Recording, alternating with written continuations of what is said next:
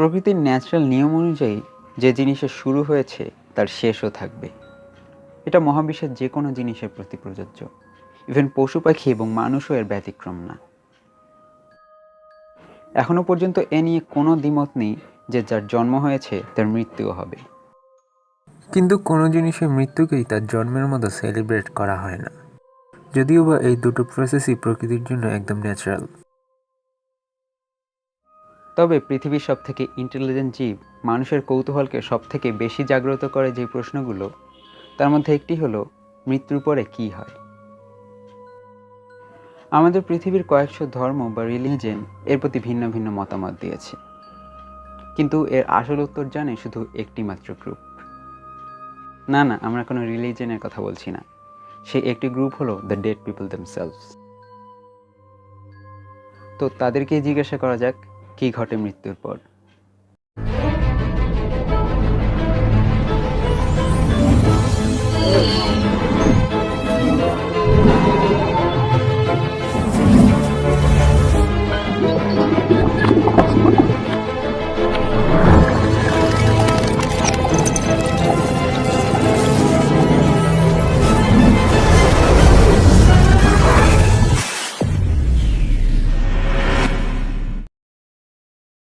কয়েক বছর আগে একটি রিসার্চ করা হয় কয়েকজন পেশেন্টের উপরে, যাদের মধ্যে কেউ কেউ কোমায় ছিল, আবার কাউকে ডাক্তারেরা মেডিকেলি ডেড ঘোষণা করে দিয়েছিল।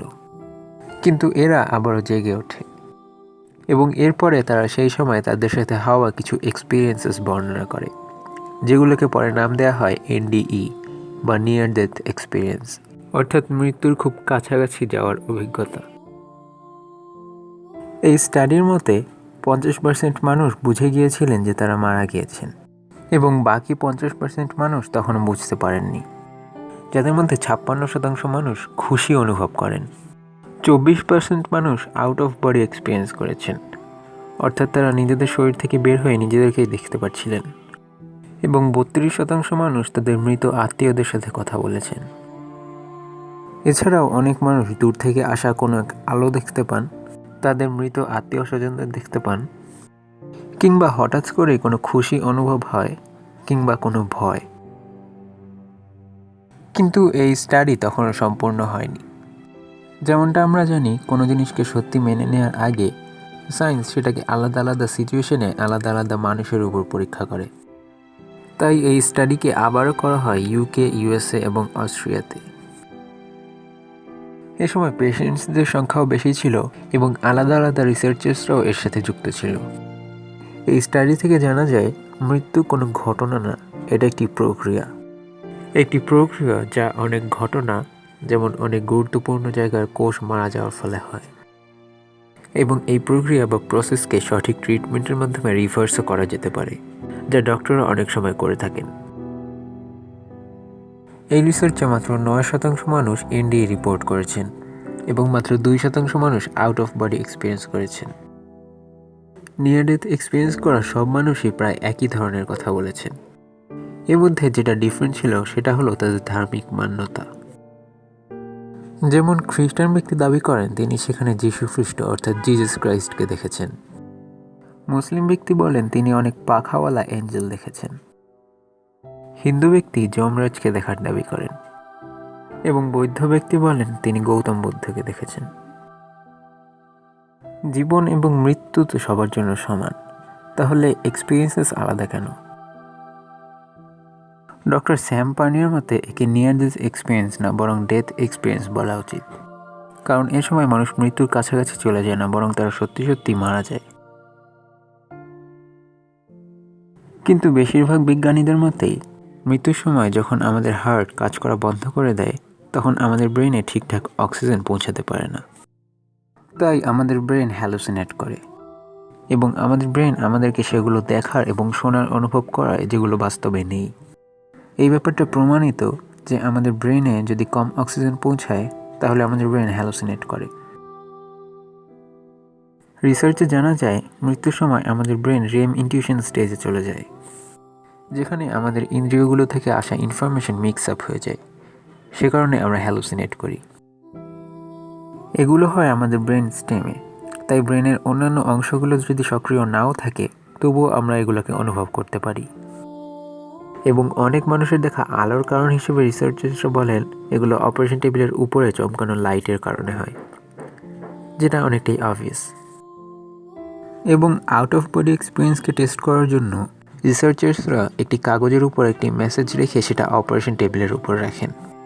যদি কেউ নিজের শরীর থেকে বের হয়ে নিজেকে দেখতে পায় তাহলে এই মেসেজটা কেউ দেখতে পারবে, কিন্তু আদতে কেউই সেই মেসেজকে পড়তে পারেনি। এরপরে আরও কয়েকটি রিসার্চ করা হয়, কিন্তু প্রত্যেকবার রেজাল্ট এরকমই আসতো। এর থেকে বোঝা যায় মৃত্যুর সময় যে প্রক্রিয়াগুলো ঘটে আমাদের মস্তিষ্কে সেগুলোর উপরে আমরা নজর রাখতে পারি এবং বিজ্ঞান সেটাকে এক্সপ্লেইনও করতে পারে। সায়েন্টিস্টরা বলেন যখন আমাদের ব্রেনে অক্সিজেন কম পৌঁছায় তখন আমাদের ব্রেনের ওয়ার্কলোড বেড়ে যায় এবং সে অ্যাবনর্মালি বিহেভ করতে থাকে, যার কারণে আমাদের এরকম আজব অনুভূতি হয়। হয়তো এটাই কারণ যে মানুষ তার ধার্মিক মান্যতা অনুযায়ী নিয়ার ডেথ এক্সপিরিয়েন্স করে। এই সময় মানুষের কনসিয়াস মাইন্ড তো কাজ করা বন্ধ করে দেয়, কিন্তু সাবকনসিয়াস মাইন্ড তখন অ্যাক্টিভ থাকে এবং আমাদের এরকম আজব অভিজ্ঞতা হয়। তার মানে কি এই যে আমাদের নিঃশ্বাস বন্ধ হয়ে যাওয়ার পরও, কনসিয়াস মাইন্ডের কাজ করা বন্ধ করে দেওয়ার পরও সাবকনসিয়াস মাইন্ড কিছুক্ষণের জন্য অ্যাক্টিভ থাকে? যদি এমনটা হয় তাহলে প্রত্যেক মানুষ মারা যাওয়ার সময় এ ধরনের এক্সপিরিয়েন্সের সম্মুখীন হয়, কিন্তু এগুলো আমাদের সাথে শেয়ার তারাই করতে পারে যারা ফিরে আসে। এখন প্রশ্ন ওঠে, যারা ফিরে আসেনি তার কি সাবকনসিয়াসলি সবসময়ের জন্য জীবিত থাকে, নাকি এটা মাত্র কিছুক্ষণের ব্যাপার? হয়তো স্বর্গ নরক অর্থাৎ হেভেন অ্যান্ড হেলের কল্পনা এখান থেকেই জন্ম নিয়েছে। আমরা সবসময়ই শুনে থাকি মানুষ ভালো কাজ করলে স্বর্গে যায় এবং খারাপ কাজ করলে নরকে। এবং যারা এটাকে বিশ্বাস করে তাদের সাবকনশিয়াস মাইন্ড খুব ভালো করেই জানে তারা সারা জীবন ভালো কাজ করেছে না খারাপ কাজ, এবং তাদের সাবকনশিয়াস মাইন্ড অর্থাৎ অবচেতন মন সেই অনুযায়ী তাদেরকে এক্সপিরিয়েন্স করে।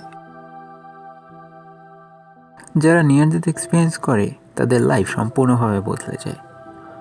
কিন্তু এমনটা কেন? কারণ যখন তারা মৃত্যুর এত কাছ থেকে ফিরে আসে তখন তারা বুঝতে পারে যে পৃথিবীতে লড়াই ঝগড়া করার আসলে কোনো মূল্য নেই। জীবনের আসল মানে হলো সবার সাথে শান্তিতে থাকা, একে অপরের সাহায্য করা এবং মানব সভ্যতার উন্নতির জন্য কাজ করা। তবে এই রিসার্চ এখনো ইনকমপ্লিট আছে। সায়েন্স অ্যান্ড টেকনোলজি যত উন্নত হচ্ছে আমরা এই সম্পর্কে আরও তত জানতে পারছি। আর একটা বোনাস ফ্যাক্ট, অনেক স্টাডিতে দেখা গেছে মানুষ মৃত্যুর আগে তার গোটা জীবনকে ফাস্ট ফরওয়ার্ডে একটা মুভির মতো দেখতে পারে। তাই জীবনে এমন সব কাজ করা উচিত যাতে মৃত্যুর সময় আপনার গর্ব হয়।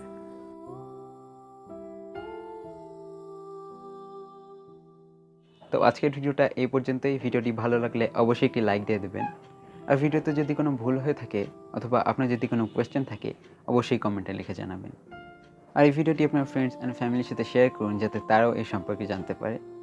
আর যাওয়ার আগে অবশ্যই আমাদের চ্যানেলটিকে সাবস্ক্রাইব করবেন এবং পাশের বেল আইকনে ক্লিক করে অল সিলেক্ট করে দেবেন আমাদের সব ভিডিও সবার আগে পাওয়ার জন্য। তো আজকের ভিডিওটা এই পর্যন্তই। ভালো থাকবেন, দেখা হবে আবার অন্য কোনো ভিডিওতে।